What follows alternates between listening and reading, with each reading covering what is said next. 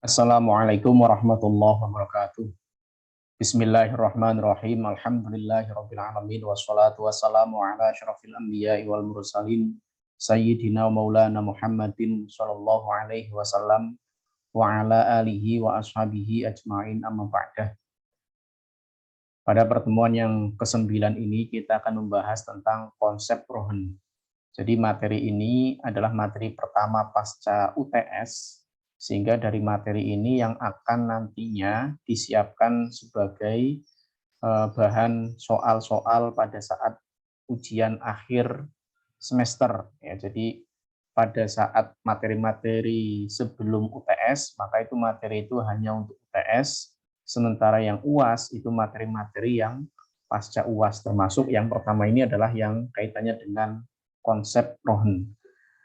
Nah, kita tahu bahwasanya akad muamalah klasik yang kita didik di dalam perkuliahan kita adalah kaitannya dengan akad-akad muamalah yang berkaitan dengan harta dan juga dipotret dalam masa lampau atau klasik. Ya, jadi tidak banyak saya sampaikan terkait dengan perkembangan saat ini, karena nanti akan ada materi lebih kontemporer, yaitu akad muamalah kontemporer yang akan menjadi bagian dari kolaborasi antara akad muamalah klasik dengan akad muamalah kontemporer tentunya. Sehingga nanti konsep rohen ini akan ada transformasi dari bentuk yang klasik pada bentuk yang kontemporer.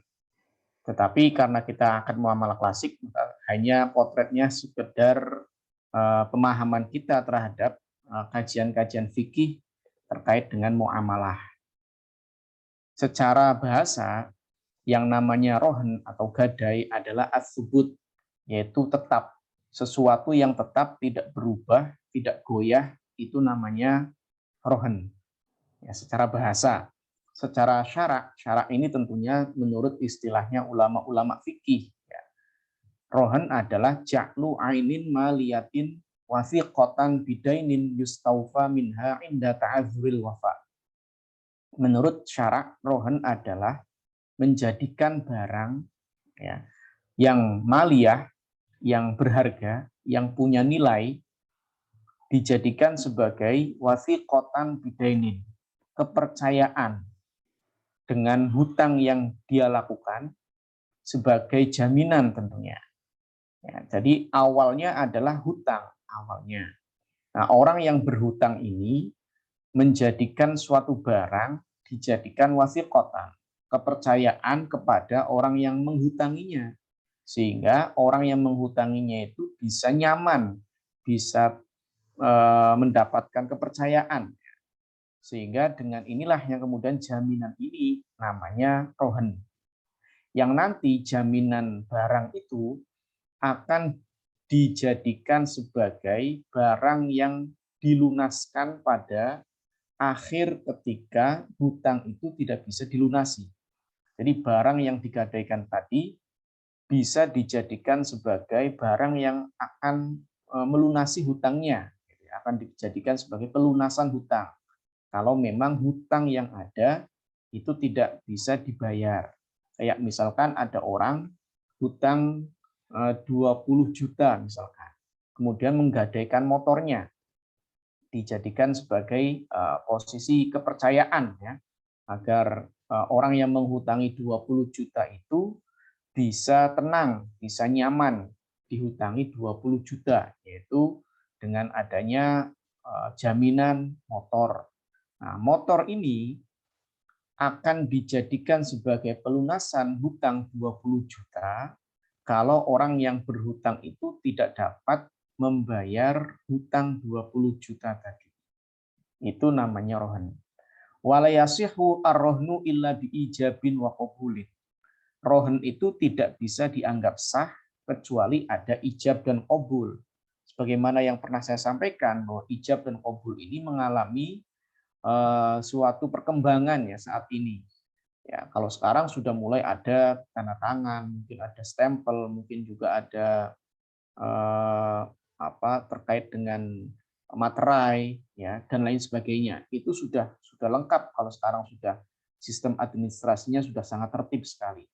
Kalau dulu ya hanya sekedar ijab kabul yang secara manual, ya, yaitu orang ketemu terus kemudian menyampaikan adanya barang yang dijadikan sebagai jaminan hutang, yang nantinya barang ini akan siap untuk dijadikan pelunasan hutang ketika memang hutang itu tidak bisa dibayarkan. Ya, dan itu harus ada.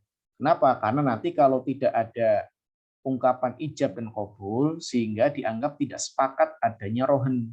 Sehingga barang yang disampaikan atau diserahkan kepada orang yang menghutangi, itu jadinya bukan barang yang digadaikan, tapi bisa jadi peminjaman atau sewa dan lain sebagainya. Wa syartu kullin minar rohin wal murtahin ayyakuna mutlaqayut tasarruf. Syarat masing-masing dari dua orang yang bertransaksi rohin ini, yaitu rohin orang yang menggadaikan barang, kemudian murtahin adalah orang yang menerima gadai, itu keduanya harus mutlak tasarruf. Apa itu mutlak tasarruf? Mutlak tasarruf itu adalah orang yang sah dalam penggunaan hartanya. Di dalam dia mentransaksikan harta itu, dia dianggap sah, dia dianggap cakap, dia dianggap memiliki kompetensi di dalamnya. Atau tidak termasuk ke dalam materi yang kemarin kita bahas, yaitu tentang hajar, tentang menahan pentasurufan seseorang. Ya, jadi orang yang menjadi rohin maupun murtahin, orang yang menggadaikan maupun orang yang menerima gadai, keduanya harus memiliki kapasitas atau kompetensi dalam pentasurufan hartanya, atau dengan kata lain tidak termasuk orang yang dihajar. Itu syarat masing-masing dari dua orang yang saling bertransaksi rohin ini. Kemudian Kiai Musonif dalam membatasi atau mendefinisikan barang yang digadai itu menyampaikan kaidah wa kullu ma jaza bai'uhu jaza rahmuhu fid duyuni idza istaqarra thubutuha fi dhimmah. Setiap apapun yang dianggap boleh untuk diperjualbelikan, maka dia berarti boleh juga untuk digadaikan. Dan digadaikan ini adalah fid duyun, dalam hutang, ya, penggadaiannya itu sebagai jaminan hutang ketika memang hutang itu masih tetap dalam tanggungan. Ya.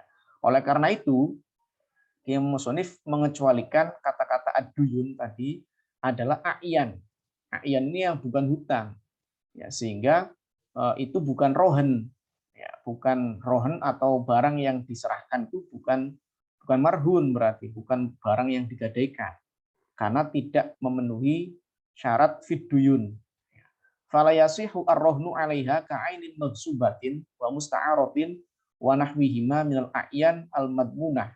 Oleh karena itu, rohen atau akad gadai tidak dianggap sah pada barang yang itu tidak dalam posisi fidduyun, seperti barang-barang yang digosok, ya, barang-barang yang digosok atau barang-barang yang dipinjamkan.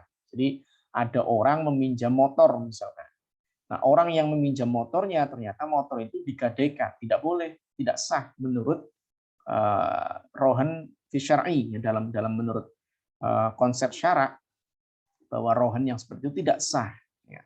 Walaupun pada kenyataannya ya, banyak terjadi, bisa jadi orang menggadaikan barang itu sebenarnya bukan miliknya. Banyak itu kasusnya gitu ya, Pak, nakal-nakalan gitu. Dia mendapatkan STNK motor orang lain gitu ya. Sehingga bisa digadaikan. Ya, tempat penggadaiannya pun juga nggak detail. Ini milikmu bukan dan lain sebagainya. Ya, pokoknya ada surat-surat motornya resmi, ya sudah, anggap saja itu adalah sebagai pemiliknya. Ya, walaupun memang tertera di situ namanya bukan si orang yang menggadaikan, ya, tapi ya tidak mau tahu, ya, pokoknya yang lembaga atau badan kaitannya dengan atau perorangan yang kaitannya dengan menerima gadai itu ya nggak mau tahu, pokoknya barangnya ada dan lengkap gitu ya. Sehingga kadang itu terjadi, tetapi sebenarnya menurut syarak itu adalah sesuatu yang tidak sah, ya. Kenapa? Karena barang yang ditetapkan itu, ya, yang dijadikan sebagai jaminan itu adalah barang yang tidak menjadi tanggungan, ya, padahal mestinya adalah fiduyun tadi. Ya, fiduyun dan juga menjadi hak milik dari orang yang menggadaikannya, bukan milik orang lain yang kemudian digadaikan. Kemudian selanjutnya terkait dengan kata-kata istiqror anid duyun, yaitu sebelum adanya istiqror. Jadi kan dikatakan bahwasanya fiduyunnya itu atau hutang yang ada itu, jaminan hutang itu, hutangnya sudah ditetapkan, sudah ada penetapan hutangnya. Ya, sehingga mengecualikan yang sebelum ditetapkan seperti hutang salam. Hutang salam itu kan belum ditetapkan sebagai sesuatu yang menjadi hutang. Itu hanya sekedar pembayarannya tempo, ya, pembayarannya nanti sampai barang yang dipesan itu jadi dan dikirimkan, baru kemudian salam itu dibayarkan. Nah, makanya dikecualikan dari definisi barang yang digadaikan.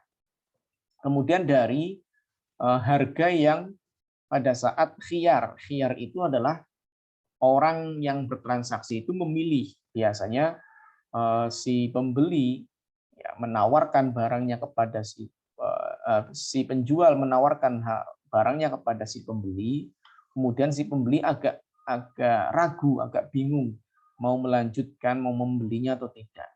Akhirnya dari pihak si penjual misalkan itu memberikan tempo, silakan saya berikan 3 hari ya. Kalau memang itu pikirkan kembali, kalau memang cocok ya silakan dilanjutkan. Ya. Misalkan diberikan waktu khiyar. Nah, di situ ada saman misalkan, ada harga yang kemudian menjadi patokan dasar atau menjadi harga pokok ya, menjadi harga yang dibayar di awal sementara.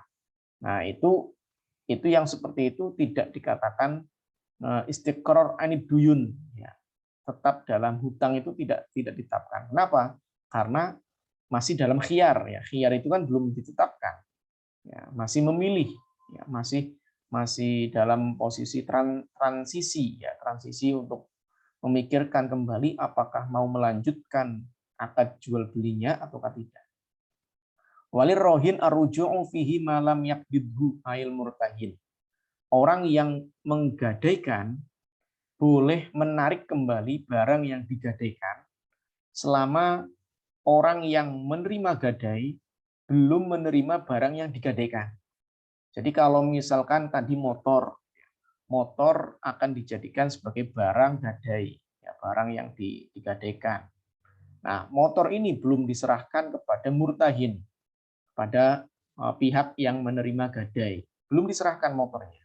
Maka si rohin, orang yang akan menggadaikan motor itu menarik kembali, oh enggak lah, nggak jadi, misalkan seperti itu. Motornya nggak jadi saya gadaikan, misalkan, saya ganti yang lain, misalkan seperti itu. Boleh, silakan, diperbolehkan, selama belum diterima oleh orang pihak yang menerima gadai. Fa'in qobado al-aina al-marhunah miman yasihu iqbaduha lazima ar-rohnu wamtana'a ala rohin ar-ruju'u fihi. Oleh sebab itu ketika si pihak penerima gadai itu sudah menerima barang yang sudah digadaikan tadi, motor dalam hal ini misalkan contohnya, jadi motornya itu sudah diserahkan kepada pihak yang menerima gadai. Motornya sudah di pihak murtahin, ya, si pihak orang yang menerima gadai. Maka berarti akad gadainya sudah dianggap tetap. Oleh karena akad rohin itu tetap, maka bagi si rohin, orang yang menggadaikan motor itu, tidak diperkenankan untuk menarik kembali motor yang sudah diterima oleh pihak yang menerima gadai. Ya, karena kalau sudah masuk diterima oleh orang yang menerima gadai, berarti akad rohin itu sudah berjalan, sudah sah. Ya, kalau sudah sah, maka barang yang digadaikan tidak boleh ditarik kembali. Ya, ditarik kembali tidak boleh. Nah, ini tapi kalau misalkan tadi kasusnya belum sempat diterima oleh orang yang menerima gadai, maka barang itu bagi si rohin boleh kapan saja dia kemudian menarik kembali asalkan belum diterima oleh pihak yang menerima gadai. Pada dasarnya akad rohin itu dibentuk dalam posisi amanah, ya. Jadi berdasarkan kepercayaan, tingkat kepercayaan. Jadi si pihak yang menerima gadai ya dipercaya sebagai orang yang bisa menjaga barang yang digadai tadi dan saling mempercayai. Oleh karena itu, karena berdasarkan alal amanah, maka wahina idzin la yadmanuhu al-murtahin ay la yadmanu al-murtahin al-marhuna illa bitta'addi fihi. Oleh sebab itu, murtahin, orang yang menerima gadai, itu tidak perlu mengganti rugi barang yang digadaikan kepadanya kecuali dia itu sembrono dalam kerusakan atau kehilangan barang yang digadai tadi. Kayak tadi motor, ya kemudian si murtahin, pihak yang menerima gadai motor tadi, itu ternyata sembrono. Misalkan motornya hilang, hilangnya di halaman di malam hari dan tidak segera dimasukkan ke garasi sehingga terjadi pencurian, ya pencurian motor sehingga motornya hilang. Nah, kalau dilihat bahwa konsep penjagaan motor itu ternyata sembrono termasuknya karena tidak disimpan di tempat yang aman, ya masih berada di luar sehingga berpotensi dicuri. Nah, itu punya potensi untuk dicuri. Kalau misalkan motor itu ada di garasi, sudah masuk ke garasi, sudah disimpan dengan penyimpanan yang standar, terus kemudian ternyata tetap saja dicuri, ya, maka berarti tidak wajib untuk mengganti rugi. Kenapa? Karena tadi dibuatnya akad rohan itu adalah atas dasar amanah, atas dasar kepercayaan. Sehingga tingkat kepercayaan ini mengakibatkan bagi si murtahin tidak perlu untuk mengganti rugi barang yang digadaikan kepadanya, kecuali kerugian itu diakibatkan oleh kesembronoan, oleh kecerobohan dari pihak si murtahin. Wala yasqutu bitalafihi syai'un minad dain. Nah, ketika barang yang digadaikan tadi ternyata rusak, maka itu bukan berarti hutang yang ada itu kemudian gugur gara-gara rusaknya barang yang digadaikan. Ya, tadi contohnya ada orang hutang 20 juta. Terus kemudian dia menggadaikan motornya. Motornya rusak atau motornya hilang. Dan hilang atau rusaknya motor itu tidak secara sembrono, tidak ceroboh, ya, tidak ceroboh, tapi kena bencana misalnya itu sudah disimpan dengan rapi, dengan baik, tapi tetap saja dicuri misalkan, ya berarti kan tidak wajib untuk mengganti rugi. Nah, terkait dengan motor yang hilang atau motor yang rusak, yang 20 juta itu tetap tidak gugur, tetap wajib membayar 20 juta bagi si orang yang berhutang 20 juta ya 20 juta. Nah, motor ini pihak lain gitu ya, bahasa istilahnya itu motor ini adalah bukan kaitannya dengan hutang. Dia hanya sekedar jaminan saja. Dan jaminan itu tidak masuk dalam masalah hutangnya. Ya, dalam kesepakatan hutangnya tidak masuk. Hanya sebagai jaminan yang kalau hutang itu suatu saat tidak bisa dibayarkan, maka motor ini akan dijadikan sebagai barang yang dijadikan pembayaran itu. Ya, tapi sebenarnya tidak ada kaitannya dengan hutang.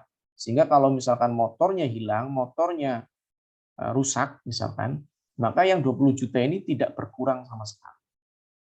Walau da'a talafuhu walam yadhkur sababan li talafihi suddiqa biyaminihi. Kalau ada murtahin, orang yang menerima gadai, mengaku bahwa barang yang digadaikan itu terjadi kerusakan, tapi dia tidak menyebutkan penyebab kerusakan dari barang yang digadaikan itu. Pengakuannya dapat dibenarkan biyaminihi dengan sumpah yang dia sampaikan. Ya, jadi butuh sumpah agar pengakuannya itu dapat dibenarkan. Ya, jadi sekali lagi kalau ada si murtahin, pihak orang yang menggadaikan, mengaku bahwa dia mengaku barang yang digadaikan itu rusak, tapi dia tidak menyebutkan penyebab kerusakan dari barang yang digadaikan itu.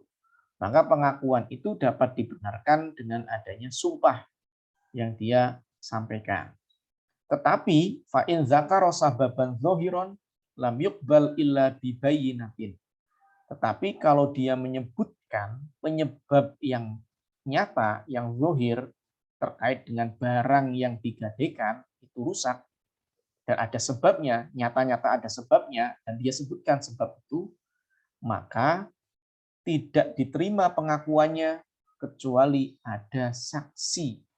Ya, baru bisa diakui pengakuannya, baru bisa dianggap pengakuannya itu kalau dia menyertakan saksi ya, bahwa barang yang digadaikan itu betul-betul rusak. Itu kalau ada penyebutan sebab yang secara zahir. Tapi kalau tidak disebutkan sebabnya kerusakan itu, maka pengakuannya dibenarkan dengan sumpah. Tetapi kalau dia menyebutkan sebabnya, maka pengakuan itu bisa diterima dengan adanya saksi. Itu bedanya di situ. Ya, bedanya antara saksi dengan sumpah tadi. Penggunaan saksi dan penggunaan sumpah itu ketika barang yang rusak itu terkait dengan sebabnya apa, disebutkan atau tidak. Kalau tidak disebutkan, maka berarti nanti dengan menggunakan sumpah, tapi kalau menyebutkan kerusakannya, maka berarti dengan ada saksi. Walau da'a al-murtahin raddal marhun ala rohin lam yuqbal illa bibayinatin. Sekarang kalau misalkan ada kasus, si murtahin, pihak yang menerima gadai, ternyata mengaku bahwa barang yang digadaikan itu sudah dikembalikan kepada orang yang menggadaikan. Ya, sudah dikembalikan, ngakunya, gitu ya. Jadi pengakuan dari si murtahin mengaku bahwa marhun, barang yang digadaikan, itu sudah dikembalikan kepada rohin, kepada orang yang menggadaikan itu. Jadi motor tadi itu sudah dikembalikan oleh pihak yang menerima gadai motor tadi. Dan itu pengakuan dari pihak yang menerima gadai. Maka pihak yang menerima gadai tidak dapat diterima pengakuannya kecuali memang ada saksi. Kalau ada saksi, maka pengakuan itu bisa dibenarkan, bisa diakui sebagai sebuah pengakuan yang benar. Tetapi kalau tidak ada saksi, maka itu mengaku bahwa barang yang digadaikan sudah dikembalikan, itu dianggap mulho, dianggap tidak berfungsi ungkapan itu. Wa idza qabadha al-murtahin ba'dul haqqi allazi 'ala rohin lam yakhruj ay lam yanfaq syai'un minar rohni hatta yaqbidu jami'ahu. Ketika si murtahin, pihak yang menerima gadai, telah menerima sebagian dari hak hutangnya, maka barang yang digadaikan itu tidak dapat dikeluarkan sampai hutang tadi dibayarkan secara semua keseluruhan. Ya, jadi seluruh hutang yang ada sudah dibayarkan. Ya, tadi contohnya orang hutang 20 juta. Ya, berhutang 20 juta dengan ada gadai motor. Dijadikan sebagai jaminan hutang. Motornya itu dijadikan sebagai jaminan hutang. Kemudian hutang yang 20 juta tadi sudah dibayar misalkan 10 juta atau 15 juta. Ya, maka motor ini tidak dapat ditarik kembali oleh rohin dari murtahin. Kenapa? Karena haknya murtahin yang 20 juta itu belum dibayarkan secara sempurna. Hanya baru 10 juta misalnya, atau 15 juta. Jadi belum sampai 20 juta. Kalau belum sampai 20 juta dibayarkan, maka motor ini tetap menjadi marhun, tetap menjadi barang yang digadaikan sampai dia melunasi secara keseluruhan barang yang digadaikan itu. Ya. membayar seluruh hutangnya, ya, sehingga barang yang digadaikan itu dapat ditarik kembali oleh si rohin, gitu ya, si pihak orang yang menggadaikan itu. Sehingga dari sini kita dapat pahami bahwa sebenarnya barang yang digadaikan itu tidak ada kaitannya dengan hutang. Sehingga kalau misalkan barangnya rusak, maka tidak ada yang kemudian berkurang dari hutang yang ada, itu tidak berkurang sama sekali. Sehingga juga barang yang digadai ini tidak akan bisa ditarik kembali. Kenapa? Karena dia nempel dengan hutang, sehingga kalau hutangnya sudah dibayarkan semuanya, maka barulah kemudian barang yang digadaikan itu bisa ditarik kembali. Tetapi kalau kemudian hutang itu tidak bisa dibayarkan sama sekali, maka barang yang digadaikan akan dijadikan sebagai objek pembayaran hutang itu. Inilah hukum dari rohan.